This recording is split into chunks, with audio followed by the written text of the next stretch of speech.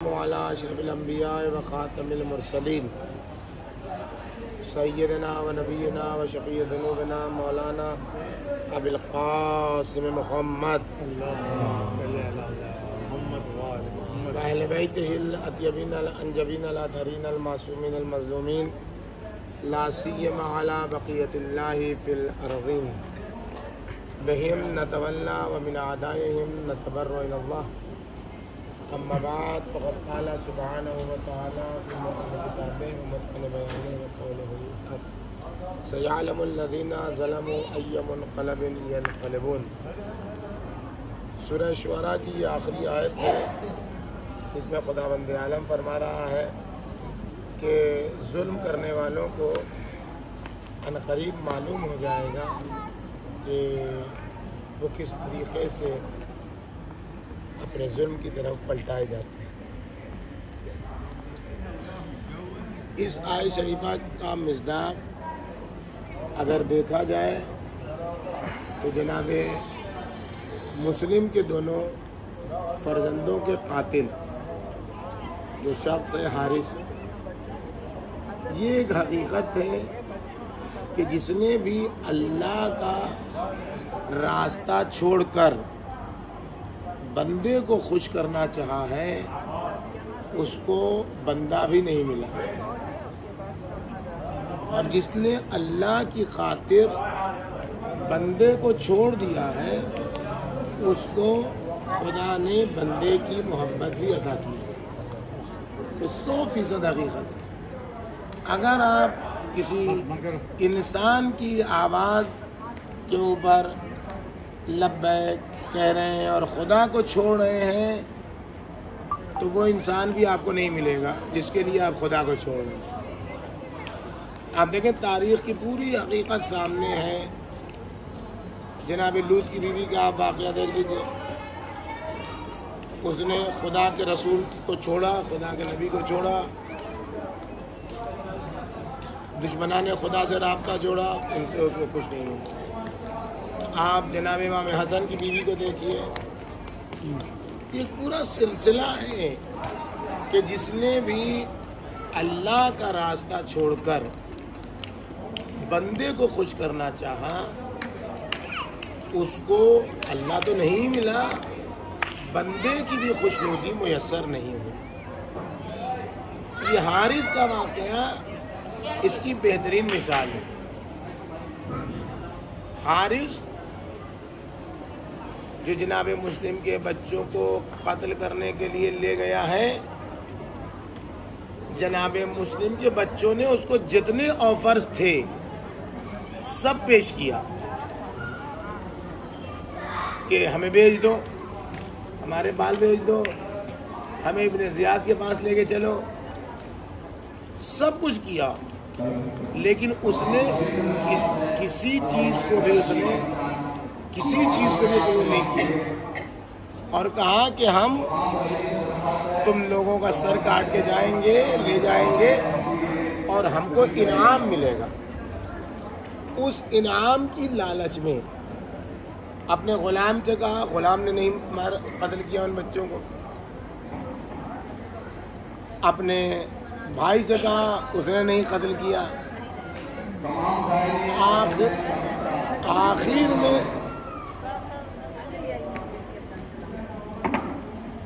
آخر میں وہ خود قتل پر آمادہ ہوا اور اس نے قتل کر دیا ان دونوں بچوں کو جن کی یہ آپ مزار دیکھ رہے ہیں. پردیسی تھے بچے. 1 سال تک یہ بچے قید خانے میں رہے. یعنی اہل حرم کا کاروان کوفے سے گزر گیا، جناب مسلم کی زوجہ کوفے سے گزر گئی، لیکن یہ بچے کوفے میں تھے، اپنی ماں سے ملاقات نہیں کرتے. یہ بچے اسی قید خانے میں پڑے رہے.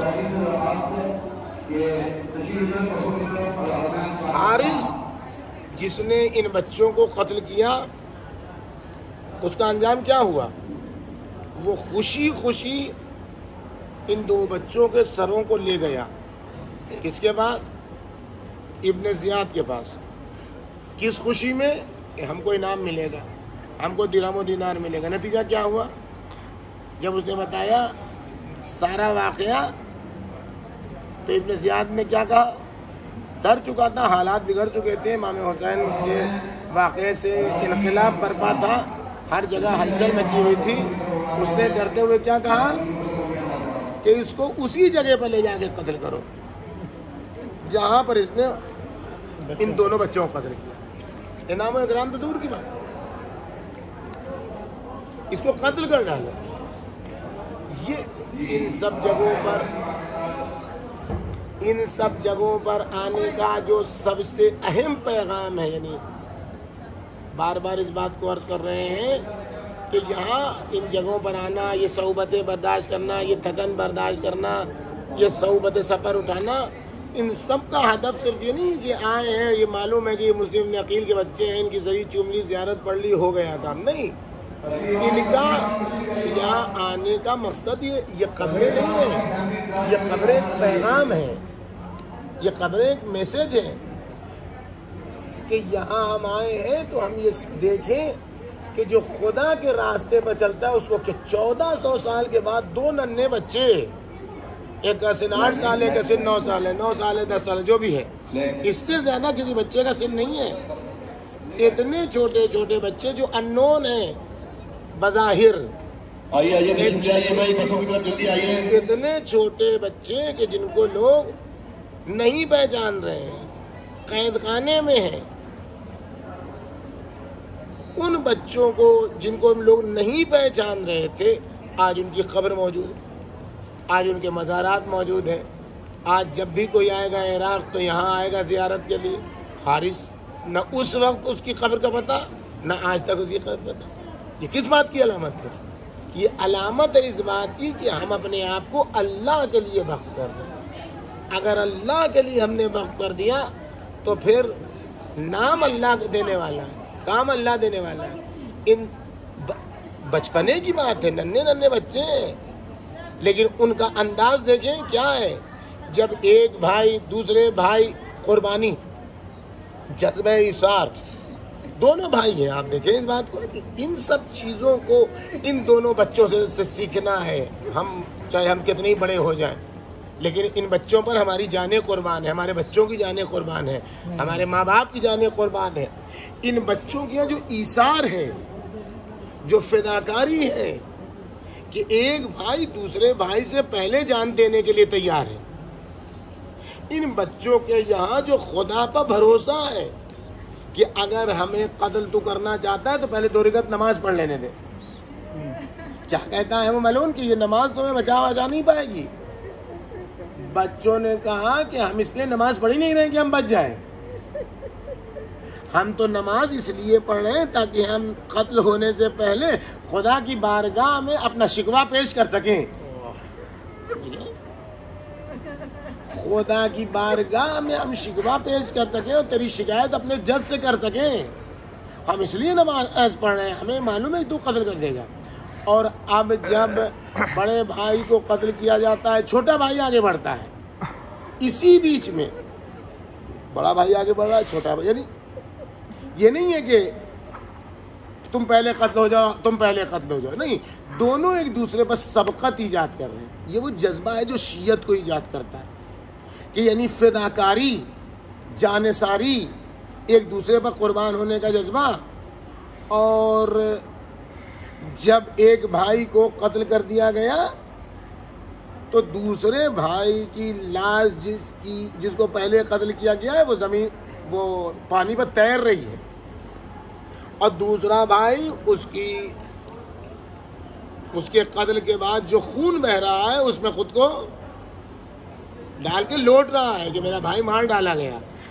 اور جب دوسرا بھائی بھی فرات میں ڈالا جاتا ہے تو دونوں بھائی ایک دوسرے سے بغلگیر ہو کے لاش غائب ہو جاتی ہے، اور اس کے بعد وہ لاش ہوتے ہوتے اسی علاقے میں آتی ہے، اسی علاقے میں وہ لاش آتی ہے، اور پھر یہاں کے لوگ، مسیب کا علاقہ ہے یہ، یہاں کے لوگ ان بچوں کو دفن کرتے ہیں، اور آج تک یہ بچے حریت کی، آزادگی کی، انسانیت کی، فداکاری کی، خدا پر بھروسے کی، دشمن سے مقابلے کی، خدا سے دشمن سے مقابلے کی ایک علامت موجود کے طور پر موجود ہے، علامتی کردار کے طور پر موجود ہے۔ لیکن افسوس اس بات کا ہے کہ ان بچوں کی ماں گزر گئی لیکن ماں کو پتہ نہیں چلا۔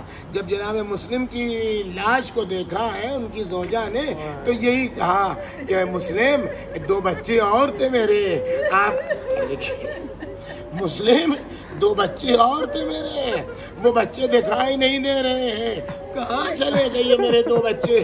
کتنی ماں کے دل پر قلق ہے، آپ سوچیں اتنا قلق ہے ماں کو ان بچوں کا کہ ماں چلی گئی اس کوفے سے لیکن ننھے بچوں کو پتہ نہیں چلا کہ میرا باپ مار ڈالا گیا، ننھے بچوں کو پتہ نہیں چلا حسین مار ڈالے گئے۔ لیکن ایک جملہ کہنا چاہتا ہوں ان 2 بچوں کو مخاطب کر کے، ان 2 بچوں کو، ابراہیم و محمد کو مخاطب کر کے، اے بچوں تمہارے سامنے تمہارے باپ کو قتل نہیں کیا گیا، تم قید میں رہے، قید خانے میں رہے، تمہیں قتل کیا گیا لیکن تمہاری ماں کے سامنے تمہیں قتل نہیں کیا گیا، تمہارے باپ کے سامنے تمہیں قتل نہیں کیا گیا۔